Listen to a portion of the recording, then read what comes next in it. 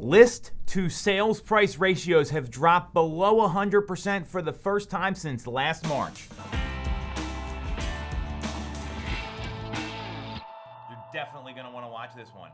Redfin dropped a report this week, happy Labor Day everybody, that the first time since March of 2021, list to sales price ratios dropped below 100%.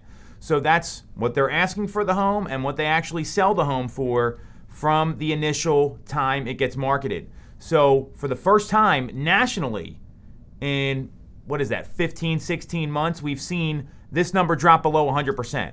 What I also know is that in our marketplace, Chester, Delaware, Montgomery counties, as well as the city of Philadelphia, that number is maintained above 100% in the suburban counties and around the 96, 97% range through the month of July in Philadelphia. So what does it mean? The article and the report goes on to say that the housing slowdown is absolutely happening and there is no end in sight.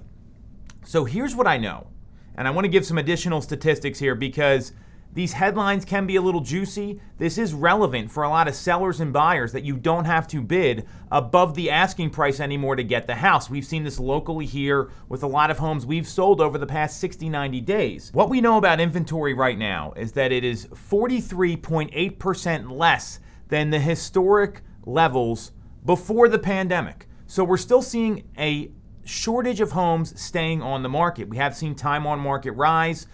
We're seeing less homes come to the market, and we're on pace for less homes to sell this year than last year. And that's according to Realtor.com. What we also know is that in the month of July, according to Showing Time, we saw a 9.9% decrease in showing activity in the month of July in the Northeast region. We saw the lowest dip out of anywhere in the country. So all of this tells me a couple things. If you're thinking about selling your home right now, we might have missed the window where you're going to get everyone waiving everything. Those offers that were basically sign it, get the check, and you're going to closing, they're no longer en vogue. It still happens for those really desirable homes on those choice streets when they're in great condition. It's quickly becoming not the norm. That's takeaway number one. Number two, if you're thinking about selling your property, I'd be looking at accelerating your time frame and getting it on the market now because we're seeing 43.8% less homes for sale than a couple years ago. We're still well below a balanced market. A balanced market is when we have a 6-month supply of inventory. We're just above a month in Chester, Delaware, Montgomery counties, and in Philadelphia, we're about 2.5 months supply. That's how long it would take for everything to sell at the current pace if no new homes came to the market. So sellers, there's still opportunity here, and the window is closing. The sellers that want to wait and maybe roll the dice and see what happens in the spring because you heard spring is the best time to sell, what I'm clear on is this: the best time to have your home on the market is when the neighbors don't. So even though activity is normalizing here, this is not a decline.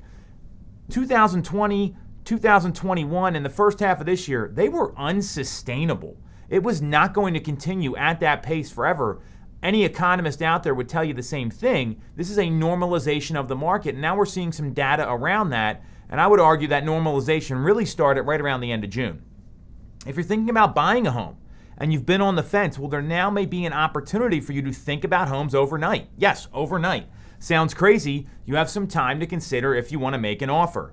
We're seeing days on market increase. We're seeing that you don't have to bid automatically above the asking price. So if you want to make an offer on a home, make the offer. And this is something I have told my clientele and our team's clientele ever since I got into the business over 20 years ago. Write the offer. There's not much to lose and a ton to gain. The worst thing that happens is the seller says no. And this is a time when, if you're one of those early adopters or you're thinking a little differently of writing an offer, seeing what happens, and gathering intel from the listing agent, which is what your agent should be doing, you're going to have a higher likelihood to succeed because a lot of buyers still aren't doing that.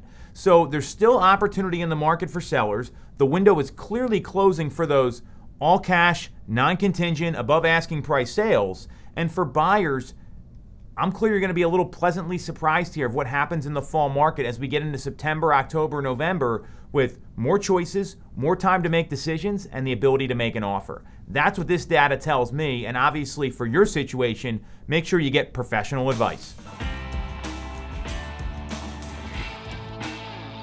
You're definitely going to want to watch this one.